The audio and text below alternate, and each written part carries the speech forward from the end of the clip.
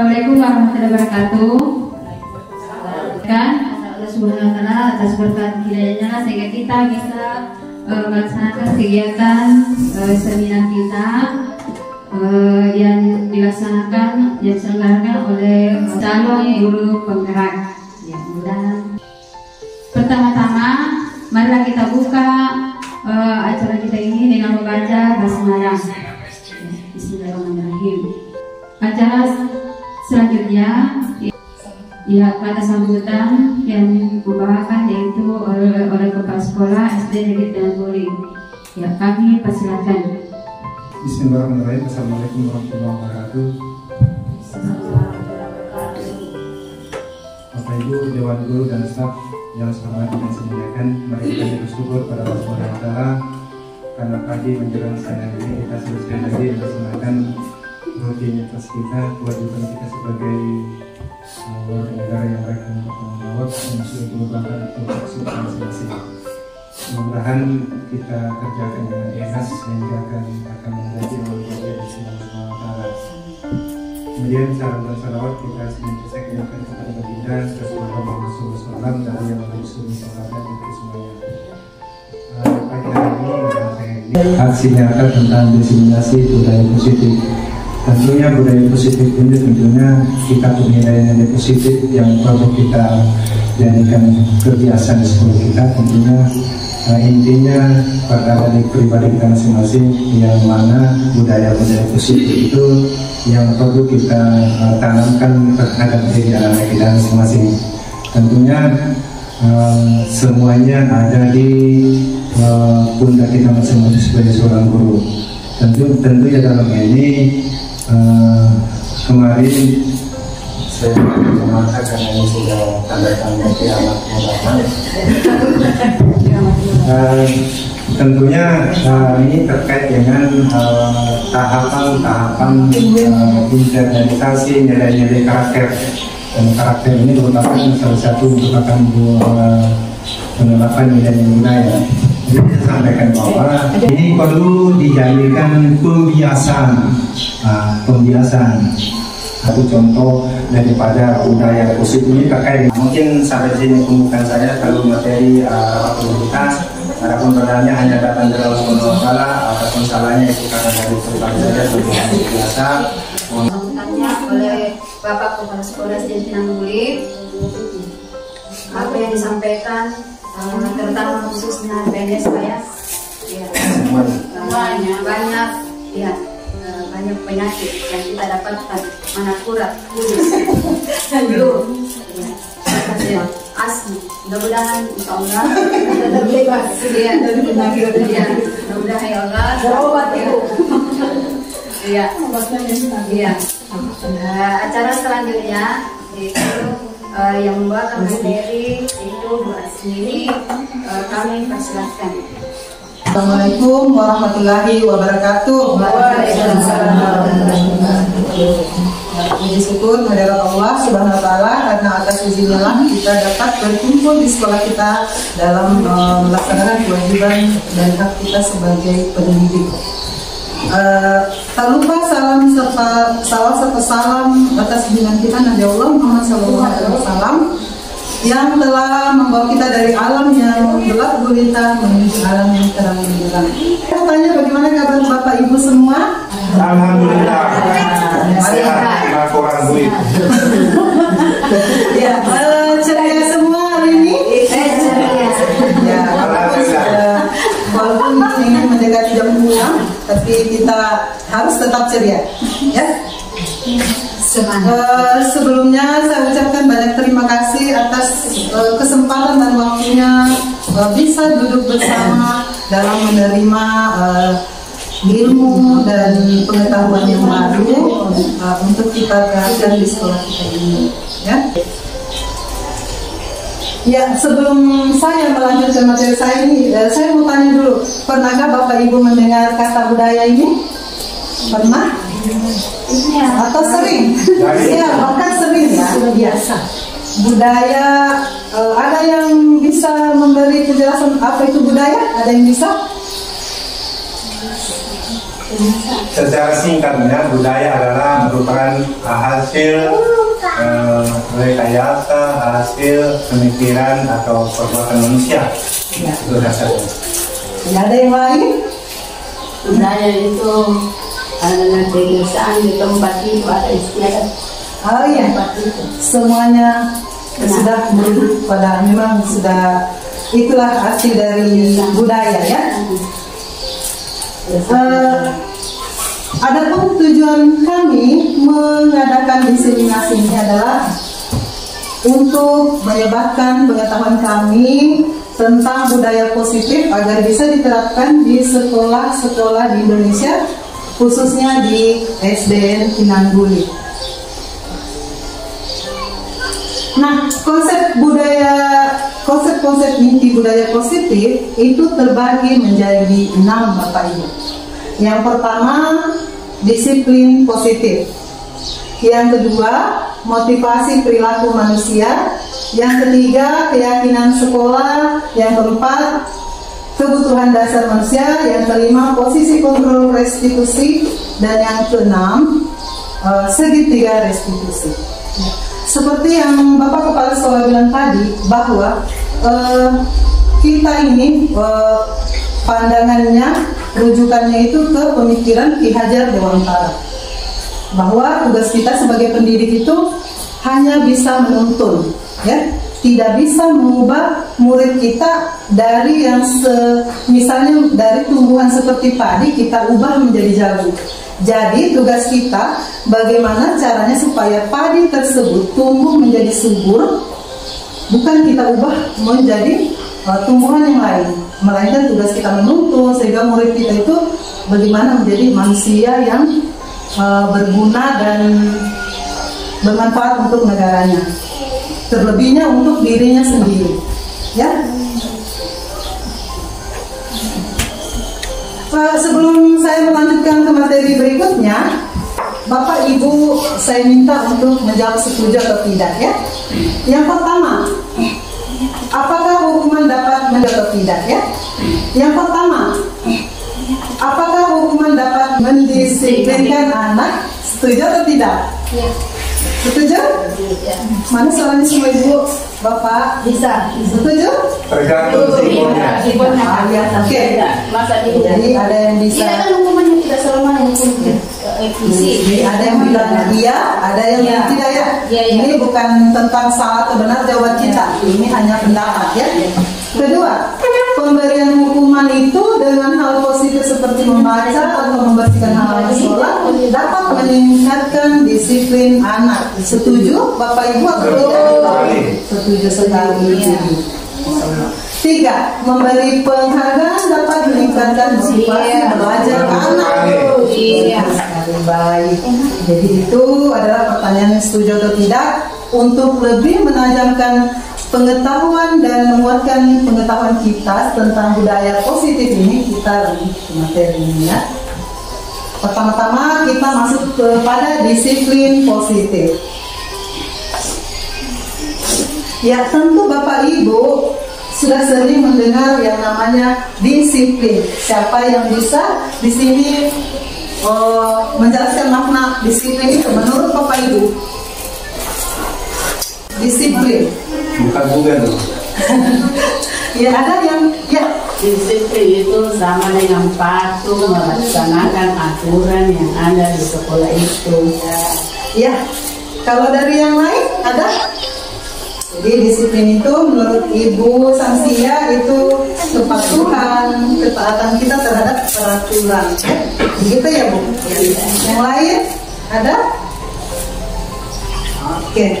Saya sejalan dengan Ibu senior. Oh iya.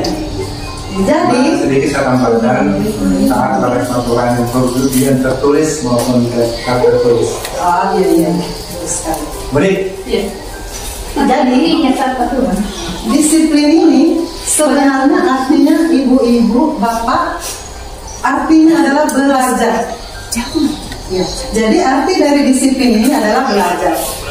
Menurut Ki Hajar maupun Diane Gossen, ini praktisi pendidikan dunia, Diane Gossen mengartikan bahwa disiplin itu merupakan kontrol diri bagaimana dia memerintah dirinya untuk melakukan sesuatu tanpa diperintah oleh orang lain.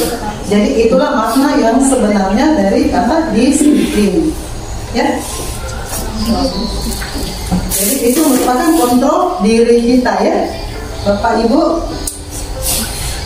Nah, tujuan disiplin positif ini tentunya pasti kita ketahui semua. Tujuan dari disiplin positif ini tentunya bagaimana penerapan sikap anak-anak kita menjadi dari tidak sadar menjadi sadar tentang suatu nilai kebaikan yang disebut dengan nilai-nilai kebajikan. Jadi semua sikap anak-anak kita merujuk kepada nilai kebajikan yang kita secara bersama-sama percaya itu baik, ya. Nah, menurut Bapak Ibu, nilai-nilai kebajikan yang kita ingin cita-citakan itu seperti apa? Nilai-nilai seperti apa? Nilai-nilai kebajikan menurut Bapak Ibu? Banyak, ya. Seperti contohnya apa? Seperti bertakwa kepada Tuhan. Ya, itu yang paling utama, bertakwa kepada Tuhan yang Maha Esa. Yang lain adalah kepada kedua orang tua. Ya, seperti itu, ya.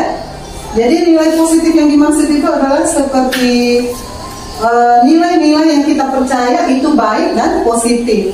Semua orang tahu kalau itu baik dan positif. Nah, di Indonesia sendiri nilai-nilai kebajikan itu kita merujuk kepada profil pelajar Pancasila. Bapak Ibu pernah dengar profil pelajar Pancasila? Sering. Bahkan sekarang kita lagi merujuk ke sini, terutama kurikulum merdeka, ya, kita belajar. Dan nilai-nilai kebajikan itu ada 6 dimensi yang terdapat dalam profil pelajar Pancasila. Yang pertama adalah beriman bertakwa kepada Tuhan Maha Esa. Nah, ini kalau yang beriman ini tentang mengatur bagaimana akhlak kita kepada Allah, kepada Tuhan. Kemudian akhlak kita kepada sesama manusia, akhlak kita terhadap diri kita sendiri, akhlak kita kepada alam. Ya, misalnya bagaimana kita suka menanam supaya ini sejuk. Jadi itu termasuk dimensi yang ini, beriman bertakwa kepada Tuhan yang Maha Esa. Dan yang kedua, berkebinekaan global. Nah, ini bagaimana tentang budaya-budaya kita, bagaimana kita tentang membanggakan budaya kita, dan bagaimana kita menerima budaya orang lain yang kita ambil positifnya, jangan ambil semuanya. Bahkan budaya dari luar juga bisa kita ambil, tapi yang positif. Yang negatifnya jangan. Bagaimana kita menyaring itu semua. Jadi masuk di dimensi berkebinekaan global. Kemudian yang dimensi berikutnya adalah bergotong royong. Kalau bergotong royong pasti kita semua tahu ada di dalamnya berkolaborasi, bekerja sama. Kemudian bagaimana saling menolong. Ya, jadi ini yang terkandung dalam dimensi bergotong royong. Kemudian kreatif, bagaimana kita menciptakan anak-anak itu kreatif, bisa menciptakan sebuah ide yang mungkin nanti berguna untuk di masa depannya, ya. Kemudian bernalar kritis, jadi bagaimana anak-anak itu tidak menerima saja sebuah pengaruh, tapi dia menyaringnya dulu apakah itu pengaruh buruk atau pengaruh tidak baik, ya, atau pengaruh baik. Kemudian yang mandiri. Mandiri ini bagaimana nilai kemandirian itu kita tanamkan kepada anak-anak didik kita agar nanti mereka itu sesuai dengan cita-cita bangsa nanti di masa yang akan datang. Seperti yang di cita-cita bangsa ini yang menjadi generasi emas di tahun 2045. Nah, disiplin positif Bapak Ibu lebih ke arah disiplin diri yang dapat mengontrol diri itu dari dalam, bukan dari pengaruh orang lain dalam melakukan segala tindakan. Berbicara masalah tindakan, tentunya orang akan bertindak atau melakukan sesuatu berdasarkan motivasi-motivasi yang ada di sekitarnya, bahkan dari dalam dirinya. Berbicara masalah motivasi Bapak Ibu, ternyata ada 3 motivasi yang bisa menciptakan sebuah tindakan manusia. motivasi-motivasi tersebut. Ya, tapi sebelumnya saya mau tanya, motivasi ini menurut Bapak Ibu itu apa? Ibu Halimah? Dorongan. Ya, dorongan, Masya Allah. Ada yang lain? Motivasi itu apa? Ibu Samdia, kenapa lo Ibu? Apa motivasi Bapak Ibu? Ya, dorongan ya, setuju. Setuju itu dorongan. Ya, berbicara masalah motivasi ini, motivasi perilaku manusia itu ada 3 Bapak Ibu. Dan seperti yang dilakukan murid kita, mereka melakukan sesuatu di sekolah itu pasti ada motivasinya, ya. Dan motivasinya itu ada 3. Yang pertama, ya, untuk menghindari ketidaknyamanan atau hukuman. Yang seperti apa ini Bapak Ibu? Anak-anak melakukan sesuatu karena takut dihukum. Seperti apa itu Bapak Ibu? Seperti mungkin tidak kerja PR dia kalau kalau tidak kerja PR, ya disuruh bersih misalnya, atau bahkan dicubit perutnya, jadi takut ya. Jadi itu motivasi berdasarkan takut akan hukuman. Kemudian motivasi berikutnya itu adalah untuk mendapatkan imbalan atau hadiah. Nah, murid kita melakukan sesuatu untuk mendapatkan hadiah. Yang seperti apa itu, Bapak Ibu?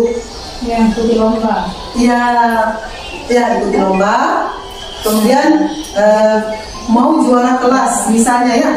Saya harus dapat 10 supaya saya nanti dapat juara 3, juara 1, bahkan saya dapat hadiah. Toh begitu. Jadi dengan segala cara dia bikin, bisa nyontek nih, asal dia dapat nilai 10 Bapak Ibu. Yang dia kejar itu adalah ini, untuk mendapatkan imbalan atau hadiah. Seperti tadi mau dapat perintah, jadi segala cara dia lakukan untuk mendapatkan hadiah tersebut. Nah, motivasi yang ketiga untuk menjadi orang yang mereka inginkan dan menghargai dirinya sendiri. Dia sadar melakukan itu, oh saya belajar supaya saya pintar. Tidak ada dorongan, tidak ada karena takut hukuman atau hadiah.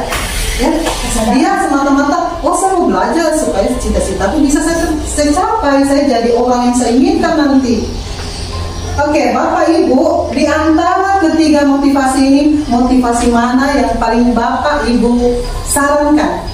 Untuk yang ketiga, untuk orang yang mereka inginkan dan menghargai sendiri. Jadi kesadaran sendiri. Iya. Jadi ini merupakan motivasi yang memang dari dalam diri murid sendiri. Jadi motivasi yang terbaik Ibu-ibu.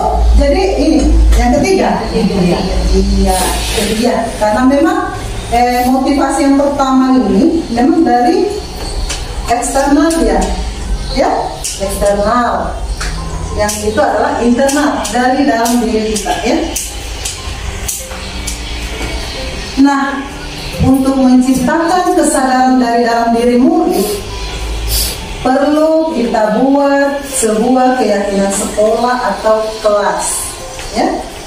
Keyakinan sekolah ini berdasar dari keyakinan, kita tahu sama-sama ya, kalau kita yakin Bapak Ibu sholat disuruh orang, tidak kan? Kenapa ibu itu atau bapak sholat tidak disuruh orang? Kenapa? Karena yakin kalau saya tidak sholat, saya berarti melanggar kewajiban saya ya. Jadi itu berdasarkan keyakinan. Jadi kalau kita sudah yakin, di Indonesia adakah hukuman mati bagi orang yang tidak sholat, Bapak Ibu? Tidak ada kan? Tapi kita sholat, tidak, walaupun tanpa diawasi, kita di rumah kita sendiri, bahkan bangun kita tahajud, tidak ada yang lihat kita, karena memang kita yakin itu baik untuk kita. Itu merupakan kesadaran memang dari dalam diri kita. Nah, untuk keyakinan sekolah atau kelas ini, nilai yang dipercaya oleh warga sekolah ataupun kelas yang mengandung nilai kebajikan untuk diterapkan di sekolah. Nilai kebajikan tadi itu sendiri yang terdapat di dalam profil pelajar Pancasila. Ini semua nilainya Bapak Ibu. Ini yang kita yakini baik di sekolah kita, makanya kita usahakan murid itu secara sadar dari dirinya sendiri untuk menerapkan dalam dirinya ini profil pelajar Pancasila. Nah, contoh keyakinan kelas sendiri merupakan menghormati semua orang. Tahu tidak Bapak Ibu, di kelas saya itu sebenarnya sudah menerapkan kesepakatan kelas.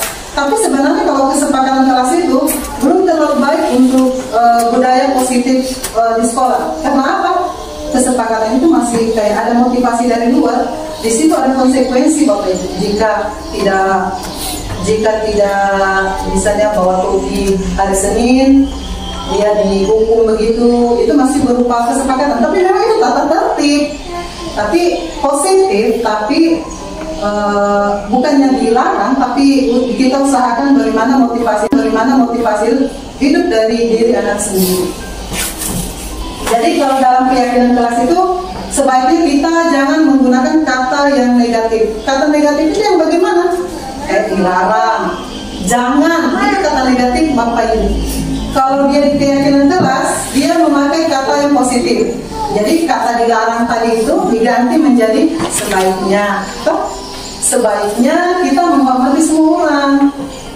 Kalau kayak kata negatifnya ini, jangan memukul teman. Kayak itu, jangan itu kata negatifnya. Kalau yang keyakinan kelas kata positif, sebaiknya menghormati semua orang, sebaiknya berjalan di kelas dengan tertib, sebaiknya menjaga kelas dengan bersih dan kondusif, ya seperti itu Bapak Ibu. Nah, untuk biasanya ini memang ini setiap hari kita lihat di SDN Tinangguli, sedikit-sedikit ke kepala sekolah lagi melapor Bapak Ibu. Pak, saya diejek.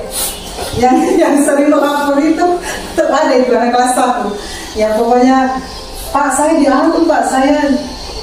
Nah kadang-kadang kita tidak tahu kenapa anak tersebut sering melakukan ulah seperti kayak kenakalan, melanggar nilai-nilai kebajikan.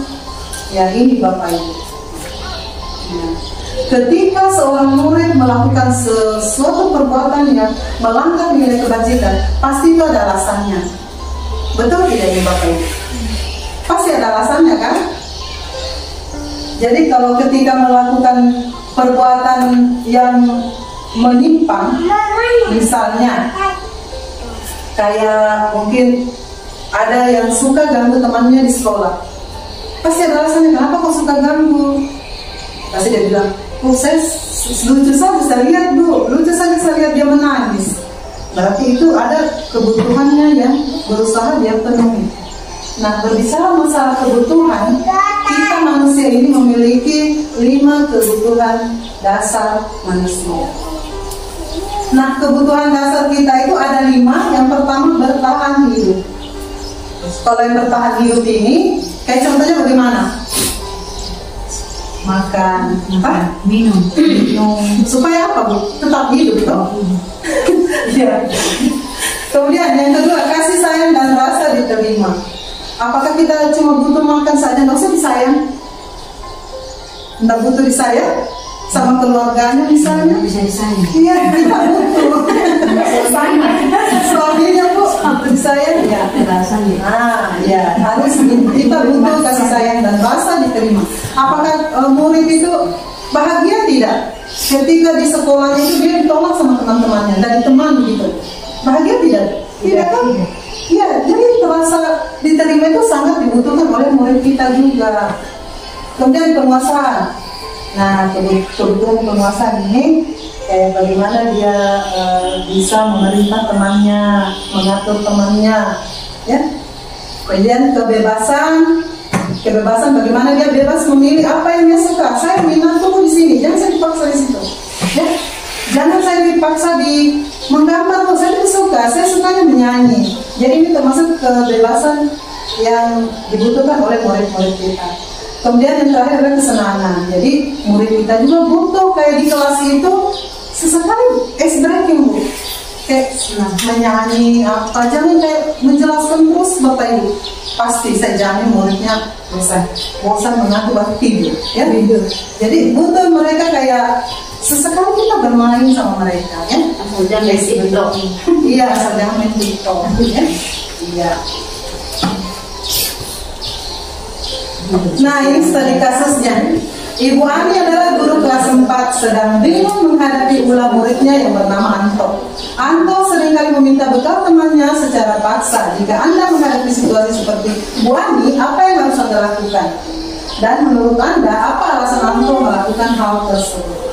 Nah, di sini Ibu, alasan Anto, jika Anto karena dia lapar, berarti dia sedang berusaha memenuhi kebutuhan bertahan hidup. Iya.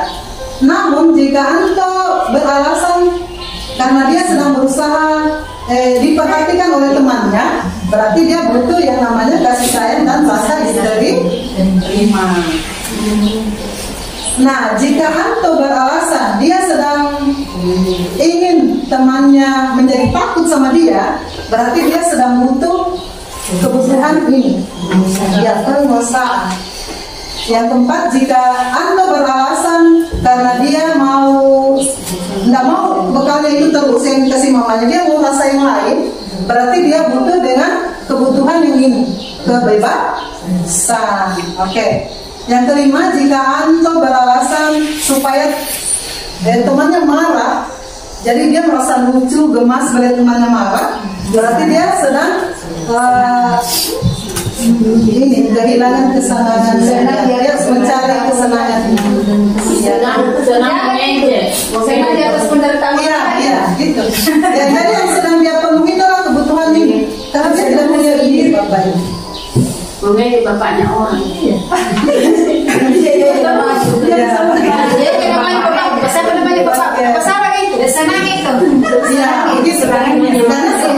Karena sebenarnya dia sedang memenuhi kebutuhan kesenangan. Nah, Bapak Ibu, ya untuk mengatasi anak-anak kita tadi yang bermasalah tadi itu yang sedang memenuhi kebutuhannya itu, kita perlu mengetahui posisi kontrol kita sebagai guru. Posisi kontrol kita sebagai guru yang disebut dengan posisi kontrol restitusi. Pernah Bapak Ibu dengar restitusi? Ya, oke. Kalau begitu kita dengar terus ya. Oke. Ada 5 posisi kontrol pada manusia, termasuk kita terhadap murid kita. Yang pertama, penghukum. Pasti kita semua pernah yang menghukum anak-anak ya. Iya, saya pernah kayak menghukum anak-anak, pernah. Kemudian, kalau kayak bosan menghukum, saya biasa ini saya bikin, membuat rasa bersalah anak sama saya. Ini saya kecewa, nah, kau begitu terus, kau tidak berubah-ubah. Itu termasuk membuat rasa bersalah, anak-anak rasa bersalah. Yang ketiga, pemantau. Pemantau ini kayak sudah ada konsekuensinya, kesepakatannya. Kalau kita lihat dia, kita bagaimana konsekuensinya. Kalau tidak bawa pensil, jangan menulis itu konsekuensinya. Kemudian 4, posisi kontrol kita sebagai teman. Ya, teman asik biasa kalau kayak jadi teman kita sama anak-anak. Kemudian yang kelima, posisi manajer. Nah, kita kembali.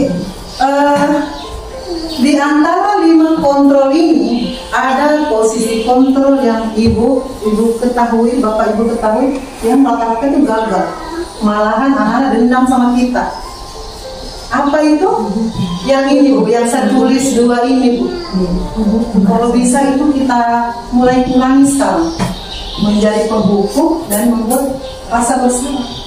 Kenapa? Tentu ada alasannya kenapa.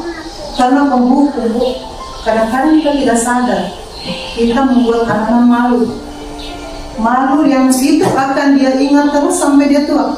Contoh saya kayak, karena saya ingat saya di SMP saya malu karena seorang guru, sampai sekarang saya ingat, bahkan saya trauma. Ya. Jadi jangan sampai kita seperti itu. Ya, misalnya anak-anak lupa kasihan karena buru-buru ke sekolah, lupa misalnya dia pakai sepatu. Contoh ini Bapak Ibu, bukan saya, pokoknya contoh lah, bukan di sini, tidak ada di sini. Pokoknya di sekolah lain ada. Dulu waktu tas sekolah. Ini Ibu, Bapak Ibu, karena mati lampu, kita langsung saja nonton video posisi kontrol kita sebagai penghukum. Posisi kontrol sebagai penghukum, pembuat merasa bersalah yang posisi negatif itu ada 2 ini tadi Bapak Ibu. posisi kontrol penghukum dan posisi kontrol sebagai membuat rasa bersalah. Dan posisi kontrol yang positif ketiganya adalah yang ini sebagai teman, sebagai pemantau, dan yang terakhir adalah ini posisi kontrol sebagai manajer. Dan posisi yang terbaik itu adalah posisi manajer ini. Kenapa posisi terbaik? Kita lihat alasannya. Ya, jadi kelima posisi kontrol ini Bapak Ibu, posisi kontrol yang terbaik kita ketahui bersama adalah posisi sebagai manajer. Bagaimana kita membuat anak itu sadar akan nilai kebajikan yang kita yakini bersama-sama tanpa takut hukuman atau tanpa menginginkan hadiah. Jadi posisi manajerlah yang menjadi posisi yang membangun kesadaran dari dalam diri anak. Sedikit lagi Bapak Ibu ya.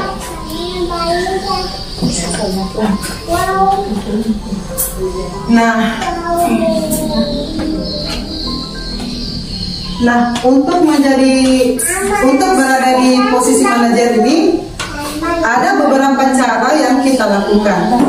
Yang pertama yang dinamakan dengan segitiga restitusi. Untuk menjadi guru yang posisi kontrol sebagai manajer, itu ada yang namanya segitiga restitusi. Ya, segitiga restitusi sendiri terbagi menjadi 3. Dalam kita menyelesaikan masalah anak-anak itu, yang seperti kita lihat sama-sama videonya tadi, ada 3 langkah. Yang pertama itu adalah menstabilkan identitas. Nah, kenapa dia terlambat atau kenapa dia lambat? Pasti ada alasannya kan, dia tadi ada alarmnya bunyi. Kita tahu nih alasannya, kemudian setelah kita ketahui alasannya, kita memvalidasi tindakan yang salah tersebut. Terlambat kan salah Ibu ya. Jadi kita bilang kalau terlambat itu yang salah. Salah, dan semua orang pernah melakukan kesalahan itu. Dan bagaimana kita supaya kesalahan itu tidak terjadi lagi dan tidak terulang lagi. Dan yang terakhir adalah dalam posisi dalam cara penyelesaian masalah dalam segitiga restitusi ini adalah menanyakan keyakinan. Nah, bagaimana di sekolah kita ini keyakinan kita apa nak? Apakah boleh, maksudnya apa yang nilai apa yang kita percaya di sekolah? Apakah disiplin? Iya mungkin bilang iya disiplin Bu. Nah kalau orang disiplin itu bagaimana caranya? Nah, dia tahu datang tepat waktu Bu. Nah cara untuk supaya tidak terulang lagi kejadian seperti tadi bagaimana? Nah dia bilang oh saya membunyikan mengatur alarmku memang Ibu. Saya minta bantuan sama kakakku sama ibuku. Nah itu solusi Bapak Ibu, tanpa harus membuatnya merasa gagal, merasa bersalah. Merasa bersalah tapi dia akan memperbaiki kesalahan yang terjadi tadi.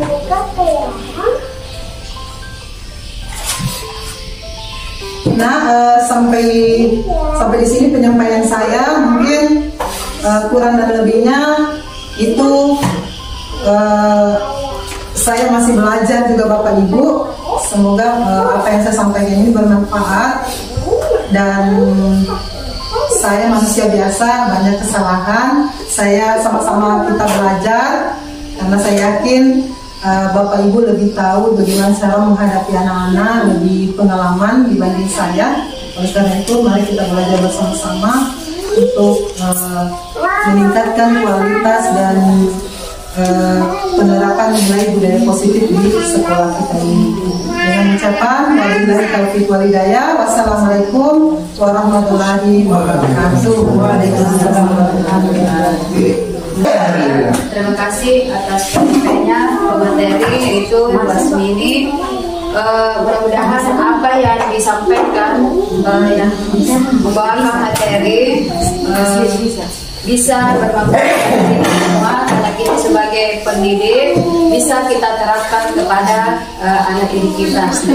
Ya, mungkin sampai di sini kami tutup acara ini dengan membaca alhamdulillah.